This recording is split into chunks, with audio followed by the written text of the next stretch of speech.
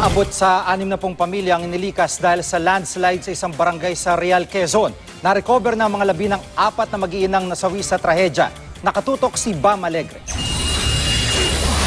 Dahil sa walang patid na pag-ulan, gumuho ang lupa sa bahaging ito ng Purok 5, Barangay Tanawan, Real, Quezon. Natabunan ng lupa ang 2 bahay at natrap sa loob ang mag-iinang Normita Lastimosa, Joanne, Josamay at Joylene na pare-parehong nasawi. Muntika na ring malibing ng buhay ang magkapatid na Douglas at Jerry. Nagtamo sila ng sugat sa mga binti. Sinulubong po namin yung mama namin. Tapos po bigla pong may pumotok. Tapos po sabi po ng tiya namin, takbo na po kami. Sunod-sunod po kami, nadaganan ko po yung mama ko. Galing pa sa taas yung lupa na gumuho rito, at paglalarawan ng mga residente, tila ba may pumutok.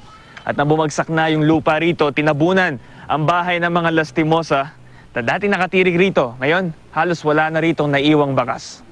Emosyonal ang kaanak ng mga Lastimosa na si Mang Juan. Nasaksihan niya ang trahedya.